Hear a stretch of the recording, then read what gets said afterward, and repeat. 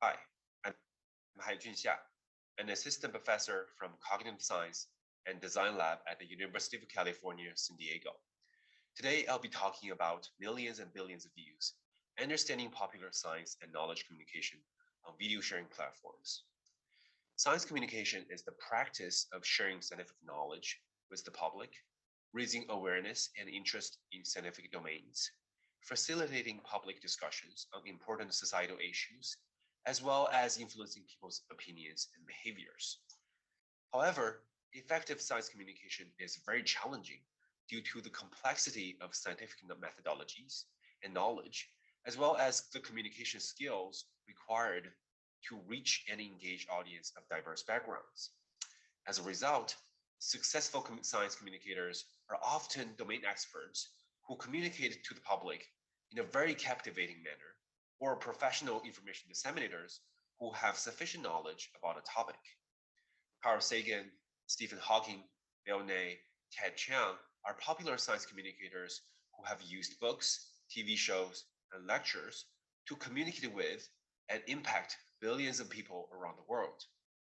In recent years, new groups of science communicators have arisen on online video sharing platforms to share their understanding of different domains. Some of the most popular science communicators on YouTube have millions or tens of millions of subscribers, as well as millions or billions of accumulated views, demonstrating their capability to reach and influence audience around the world. Their style of communicating knowledge to the public, however, is not only constrained within the scientific domains. Communicators on YouTube are covering a wide range of topics beyond science, including politics, finance, arts, history, and self-development, and other topics. In light of this growing range of topics and group of communicators, in this work, we expand the notion of science communication to science and knowledge communication. And because the diverse styles and topics of the videos, we find it is extremely difficult in practice to give a clear definition of SKC videos. So perhaps this is another case of I know it when I see it. So let's take a look at some examples.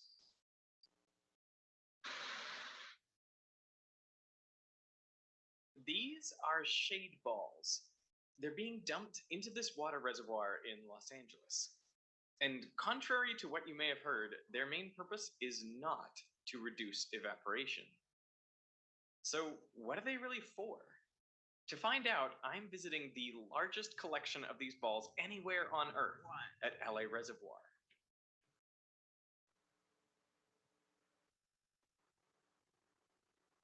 $96 million shade balls. That's correct.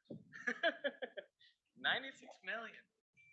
It's very rare for you to see 96 million of anything. This is your life vest you are required to wear. All right. Throw a leg over and climb on in any way you can.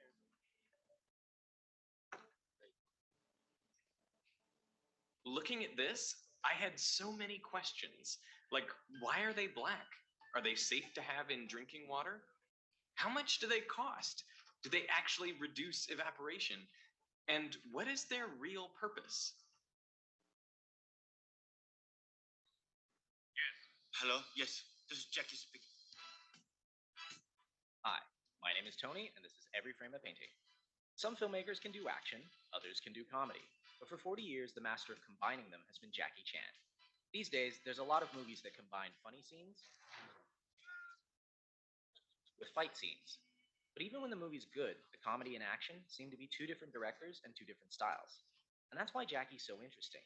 In his style, action is comedy, and his work shows that the same filmmaking principles apply, whether you're trying to be funny or kick ass. So let's dive in. If you'd like to see the names of the films as I'm talking, press the CC button below. Ready? Let's go. So, how does Jackie create action that is also funny? First off, he gives himself a disadvantage.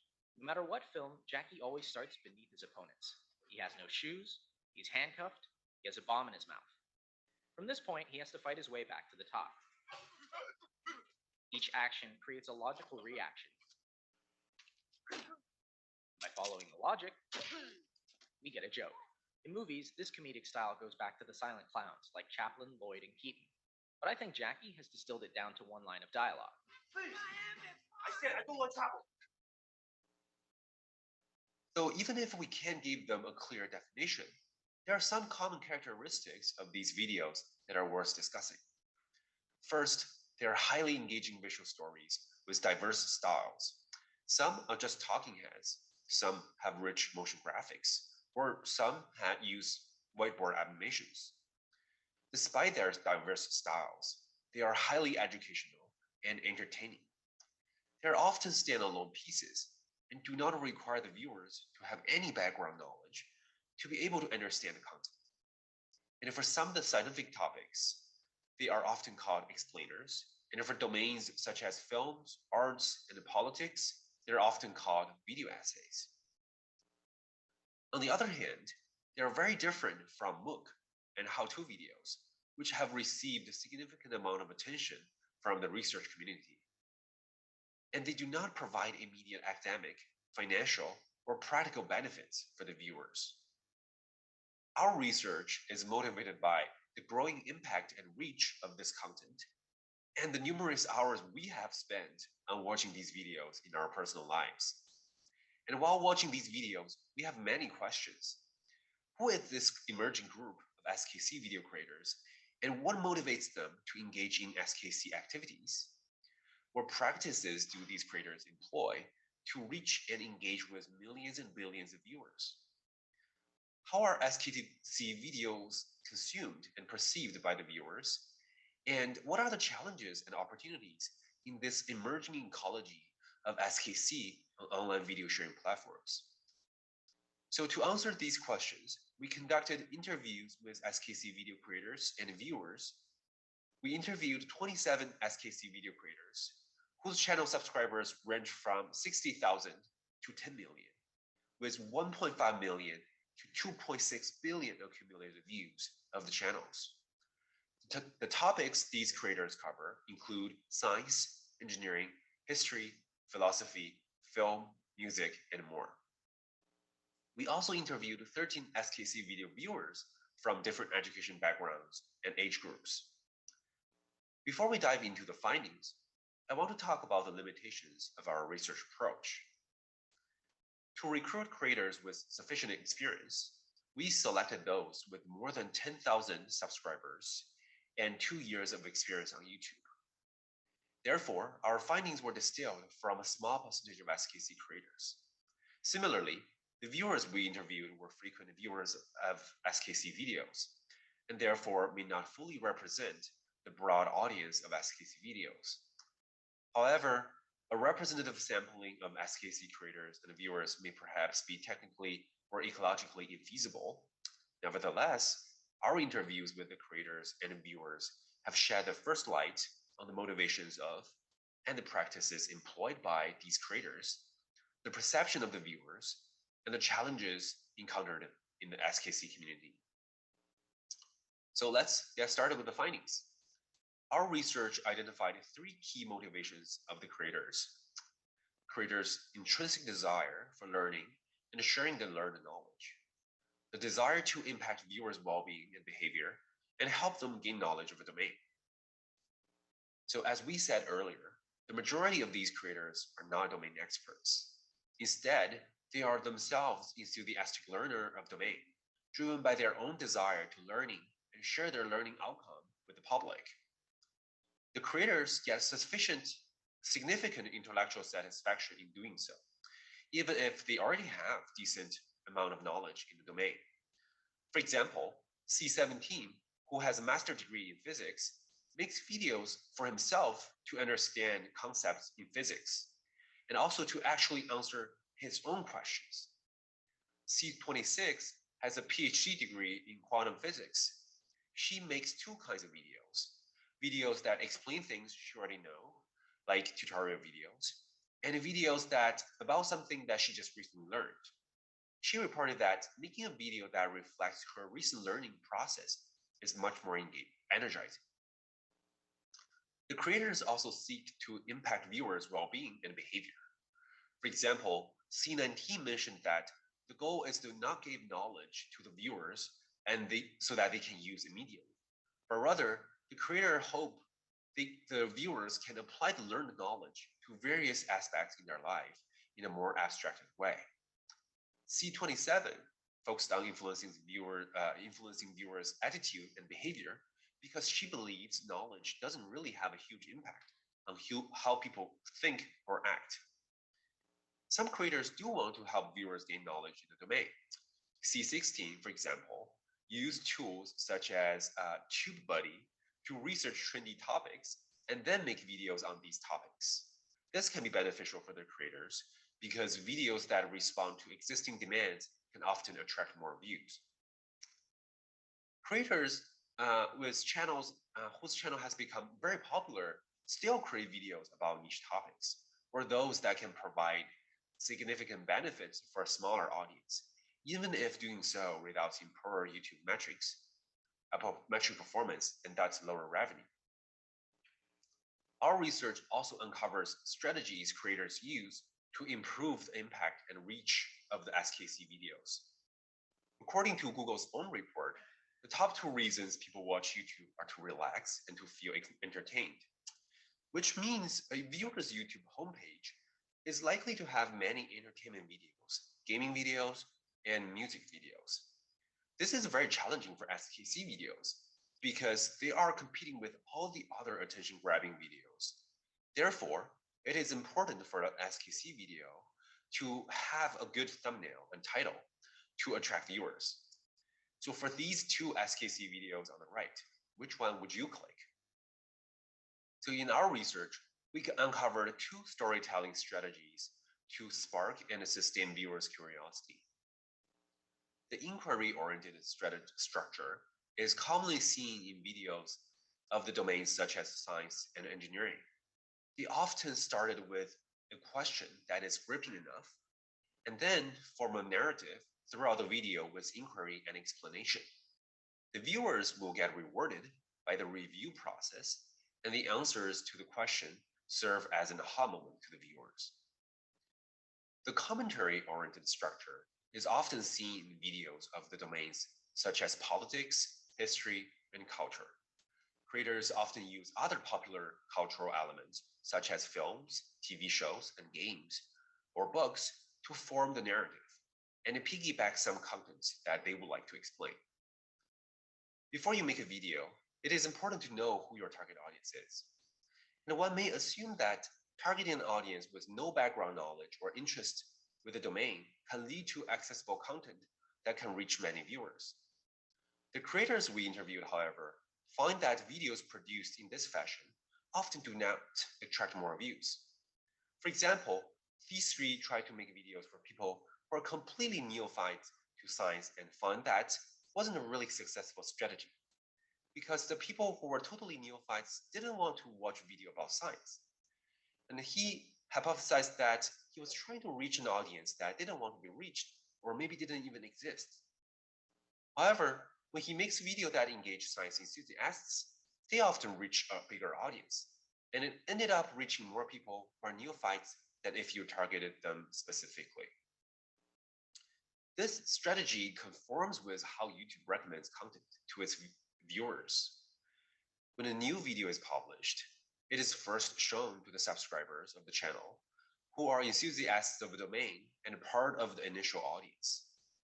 Therefore, it needs to perform well in terms of view metrics to be recommended to a broader audience. If the video content is not intellectually engaging, it may not breaking out the circle of the creator's subscribers. On the other hand, the concepts in the video must be explained in a high level and accessible way, such that the content can be appreciated beyond enthusiasts when they are recommended for a broader audience. Creators find satisfaction in meeting the different intellectual needs from the enthusiasts and people without much knowledge in the domain. C17 creates videos that are both accessible to third graders and experts in the subject. Creators also commented on different vibes SKC videos have than science documentary and TV shows. As C3 pointed out, the shaky footage and things that are out of focus means that they were there, they were in the show, and the viewers are not separated from the creators either by space or by status or anything like that. It's about having a casual and collegial conversation. Our interviews with the viewers show that the viewers find SKC videos highly educational and engaging, and they can watch the technical details in these videos for enjoyment. They also watch these videos under a variety of contexts.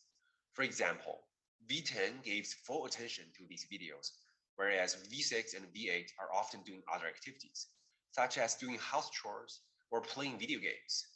This is because SKC videos have a low floor for the attention needed to understand the content, but a high ceiling for the educational and entertainment rewards. As a result, the viewers can obtain their desired mix of intellectual satisfaction and entertainment with the amount of attention they devote in different contexts. This is consistent with the creator's expectation. As 3 blue and 1 brown noted in the description of the channel, 3 blue, 1 brown is some combination of math and entertainment, depending on your disposition. Our research also uncovered challenges for inclusive SKC, and we find that the creators and viewers of SKC videos are heavily male dominant, even though the YouTube platform isn't.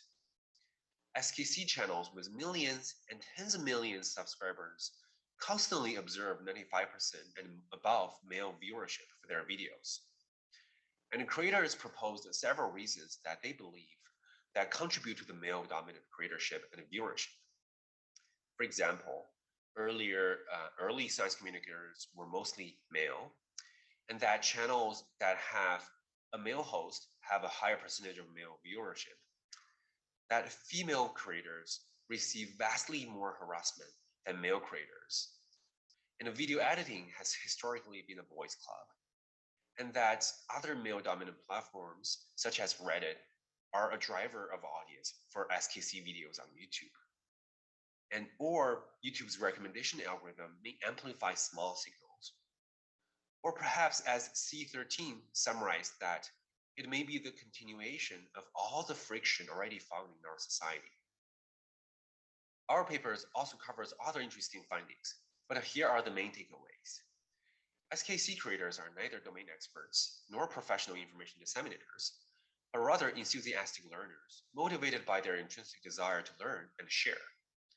Effective SKC videos have a low floor due to the attention needed to understand the content, yet a high ceiling due to the education and entertainment value they can provide. As a result, the viewers can obtain their desired mix of intellectual satisfaction and entertainment based on the amount of attention they can devote. We also uncovered concerning female viewership trends for SKC videos on YouTube, ranging from as low as 1% to as high as only 20% for channels with millions of subscribers and tens of millions and even billions of views. Thank you for your attention.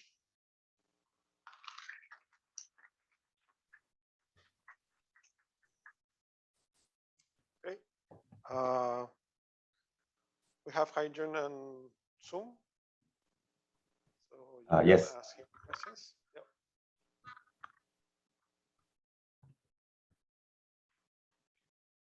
Hello, Yanis Anastasiopoulos from UC Berkeley here. And I wanted to ask, I know you mentioned a lot of these videos are made for entertainment purposes, but do you see any practical implications by introducing similar styles of videos in schools, perhaps at younger ages, to kind of foster excitement for certain maybe STEM fields that are less popular with younger age students? Yeah, I think they're tremendously useful. Like I often use these videos in my own teaching, and in our research, when we interview these creators, they reported that they know or they're aware of their videos being used in formal educational settings, and they're really proud of that. And there were some small channels where they actually observe fluctuation of their views throughout the year, and that fluctuation actually is sort of aligns with the K-12 education timeframe. Like, when students are usually at school, they observe their videos have higher views, probably because the teachers or the educators just play those videos or ask the students to watch those videos, during when they're working on their home assignments and things like that. So I think they are tremendously useful. Like, some of the creators are really, really good at explaining really complex concepts, like, in mathematics and physics. And, we, from the viewers, what we learn is that the viewers actually enjoy learning, some of the concepts from these creators when they have problems on certain concepts. I'm going to jump in with a question here, because I know you focused on YouTube, but did any of them talk about their videos on TikTok, and especially with respect to the gender difference? Because my understanding is that more females will encounter and watch these science videos on TikTok versus YouTube. Yes, you're exactly right. We talked to the creators, and they do start to use like platforms other than YouTube, and they reported that, like, on Facebook or TikTok, the female like viewership is significantly higher than YouTube, and it's usually around 50 and 50 for those platforms. But there are intrinsic barrier in terms of like how much you can communicate, though, with, for example, on TikTok, because your video is so short, right? So a lot of the creators we see, they use TikTok to just to just cover one key concept. They often take out from their YouTube video, or they just use it as a advertisement for their longer form of video on YouTube. Interesting. Thank you. Hi, I really enjoyed your talk. I'm Venitra from EPFL. So first off, the examples you showed, I'm really curious about the balls. I have no clue what's going on there, so I'm going to watch that video. But I was really curious about the numbers that you mentioned for female, both in terms of content creation and in viewership on YouTube in general. Is it like that, and what hypotheses do you have as to why it's so low? Yeah. So like our paper, you can find the again sort of in the videos video presentation you just saw, I sort of cover several reasons. And I think the creators, they report that YouTube as a platform is not like heavily male dominant. Like, for example, if you're watching, there are a ton of like makeup videos, right, that there are just like a lot of female viewers, and this like the female viewership is really depends on the topic. It just happens that for science communication or scientific or STEM kind of topics is very male dominant, and for several reasons that tradition, like the OG, right, of these videos are like male creators, and that they often advertise their video on Reddit, which is a male dominant platform compared to YouTube, and that there are just like also there are all kinds of barriers for or just like a lot of effort is required for female creators to participate in these activities. They receive harassment, and what do we learn from the previous talk, right? There are like there are all kinds of barriers already in our society that prevent female creators from being more like just be able to do their communication as easily or as easy as the male creators. So the creators really, I think I really liked one of the comments from the creators is really that it's a continuation of all the frictions, and I think it's obvious, more obvious than the other topics, just for the female creators.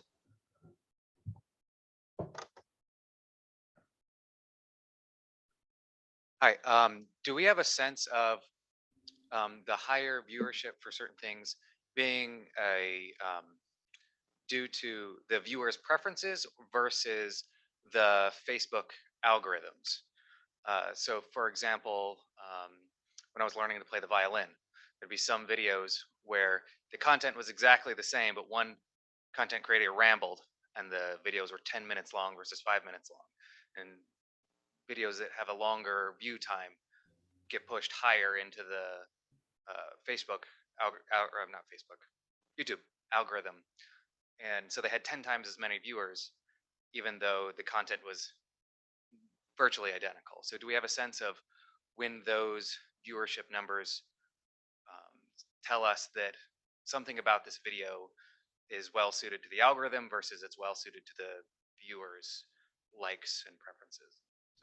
Yeah, so there have been some prior work that studied the different sort of like the duration of the video, the thumbnail, or the the perception towards certain videos and how that drives viewers. So like you sort of have to imagine how a video is displayed, right? Like when you open YouTube, a video is often displayed like, we can see the thumbnail of the video, you can see the title, you can see the time, right? How long the video is.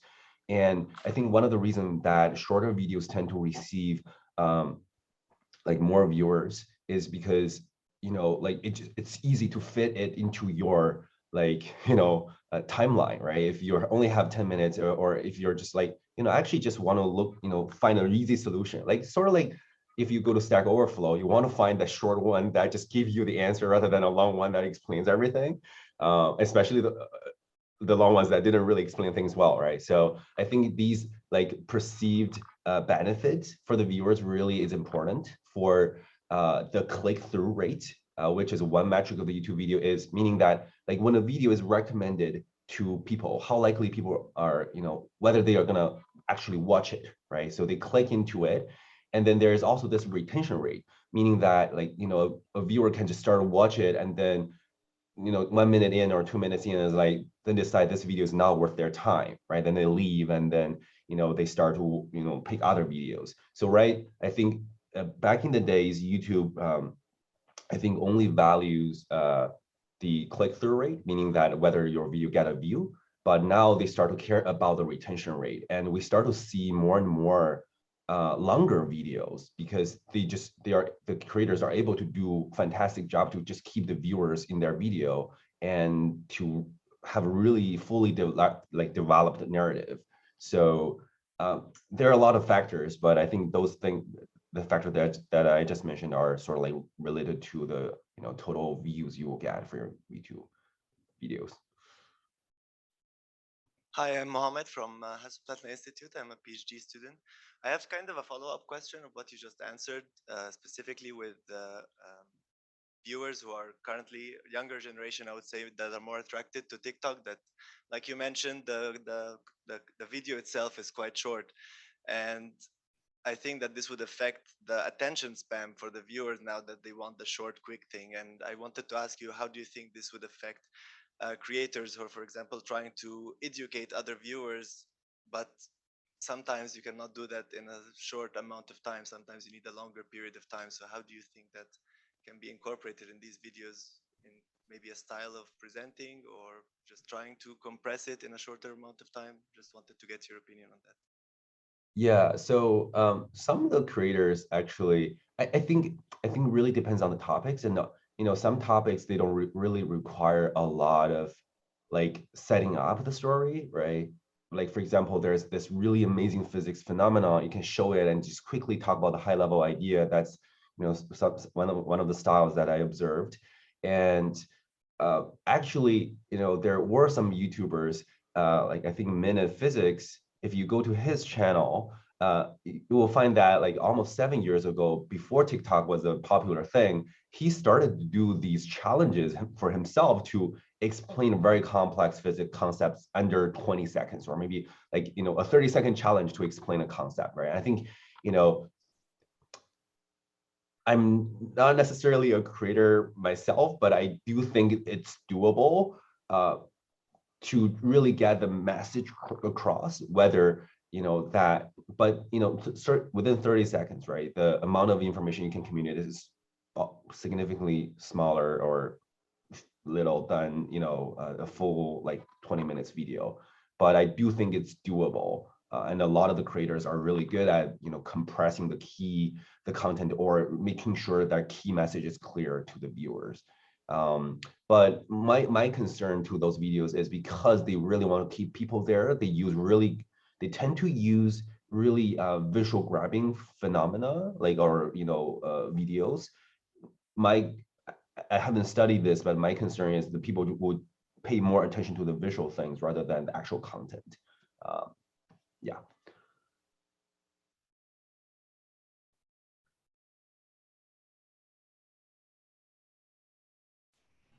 Okay, Rebecca, please.